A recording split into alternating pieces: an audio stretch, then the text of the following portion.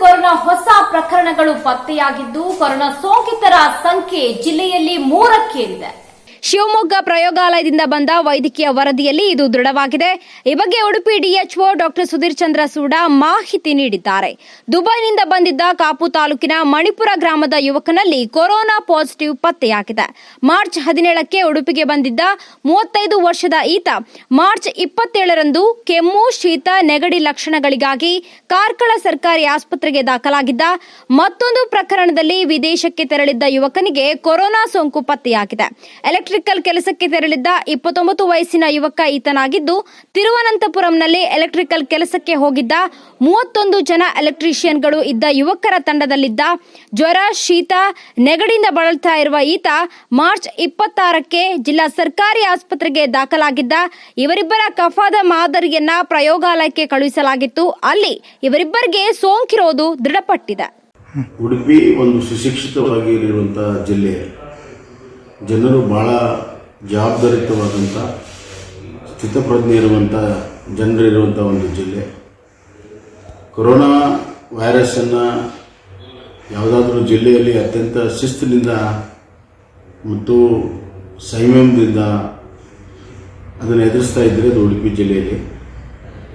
ಜಿಲ್ಲಾಧಿಕಾರಿಗಳು ನೇತೃತ್ವದಲ್ಲಿ ಎಲ್ಲ ಶಾಸಕರ ಒಂದು ಸಹಕಾರದಿಂದ ಅಲ್ಲಿ ನಾವು ಎಲ್ಲ ವ್ಯವಸ್ಥೆಗಳನ್ನು ಮಾಡಿದ್ದೇವೆ. ಪ್ರತಿದಿನ ನಾನು ಮಾಹಿತಿಯನ್ನು ಪಡಿತಾ ಇದ್ದೇನೆ ಮತ್ತು ಸೂಚನೆಯನ್ನು ಕೂಡ ಕೊಡ್ತಾ ಇದ್ದೇನೆ. ಒಟ್ಟು ನಮ್ಮಲ್ಲಿ ಇವತ್ತು 100 ಬೆಡ್ಡಿನ ಕೋವಿಡ್ ಹಾಸ್ಪಿಟಲನ್ನು TMFI ಹಾಸ್ಪಿಟಲಲ್ಲಿ ಮಾಡಿದ್ದೇವೆ. 150 ಐಸೋಲೇಟ್ ಬೆಡ್ಗಳನ್ನು SDM ಕಾಲೇಜಲ್ಲಿ ನಾವು ಸ್ಥಾಪನೆಯನ್ನು ಮಾಡಿದ್ದೇವೆ.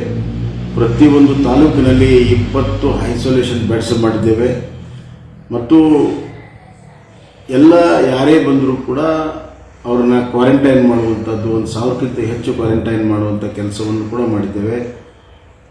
ಬರುವಂಥ ದಿನಗಳಲ್ಲಿ 500 ಬೆಡ್ಡಿನ ಒಂದು ಕ್ವಾರಂಟೈನ್ ಬ್ಲಾಕನ್ನು, ಹಾಸ್ಪಿಟಲನ್ನು ನಾವು ಮಾಡೋರಿದ್ದೇವೆ. ಸಿಬ್ಬಂದಿಗಳಿಗೆ ಎಲ್ಲ ರೀತಿಯ ಒಂದು ವ್ಯವಸ್ಥೆಯನ್ನು ಮಾಡೋದಕ್ಕೆ ಈಗಾಗಲೇ ಸೂಚನೆಯನ್ನು ಕೊಟ್ಟಿದ್ದೇನೆ. 3 ಜನ ಇವತ್ತು ಪಾಸಿಟಿವ್ ಆಗಿದ್ದಾರೆ. 3 ಜನರ ಮೇಲೆ ನಾವು ನಿಗಾ ಇಟ್ಟಿದ್ದೇವೆ. ಯಾವುದೇ ರೀತಿಯ ಆತಂಕಕ್ಕೊಳಗಬೇಕಾಗಿಲ್ಲ. ಆ 3 ಜನರ ಪ್ರೈಮರಿ ಕಾಂಟ್ಯಾಕ್ಟ್ ಏನಿದೆ ಅವರನ್ನು ಕೂಡ ನಾವು ಇವತ್ತು ಗುರುತಿಸಿ ಅವ್ರನ್ನೂ ಕೂಡ ಕ್ವಾರಂಟೈನ್ ಮಾಡಿದ್ದೇವೆ. ಯಾವುದೇ ರೀತಿಯ ಆತಂಕಕ್ಕೊಳಗೋ ಅವಶ್ಯಕತೆ ಇಲ್ಲ. ನಾವು ಎಲ್ಲ ರೀತಿಯ ಕ್ರಮವನ್ನು ಸರ್ಕಾರದ ಮಾರ್ಗಸೂಚಿಯಂತೆ ಜಿಲ್ಲಾ ಆಡಳಿತ, ಜಿಲ್ಲಾ ಅಧಿಕಾರಿಗಳ ನೇತೃತ್ವದಲ್ಲಿ ಉತ್ತಮವಾದ ಕೆಲಸ ಮಾಡ್ತಾ ಇದ್ದಾರೆ. ಇವತ್ತು ತಾವೆಲ್ಲ ಅಧಿಕಾರಿ ವರ್ಗಕ್ಕೆ ಮತ್ತು ಶಾಸಕರಿಗೆ ಸಂಪೂರ್ಣವಾದಂಥ ಸಹಕಾರ ಕೊಡಬೇಕು. ನಮ್ಮೆಲ್ಲ ಶಾಸಕರು ಬಡವರಿಗೆ ಊಟ ಕೊಡುವಂಥದ್ದು ತಮ್ಮ ಸಾಮಾಜಿಕ ಜವಾಬ್ದಾರಿಯಿಂದ ಇವತ್ತು ಮೆರೆದಿದ್ದಾರೆ. ನಾನೆಲ್ಲ ಶಾಸಕರಿಗೆ ಧನ್ಯವಾದಗಳನ್ನು ಹೇಳಕ್ಕೆ ಇಚ್ಛೆಪಡ್ತೇನೆ. ಎಲ್ಲ ಜನರು ಸಹಕಾರ ಕೊಟ್ಟಿದ್ದಕ್ಕೆ ಧನ್ಯವಾದ ಹೇಳಕ್ಕೆ ಇಚ್ಛೆಪಡ್ತೇನೆ.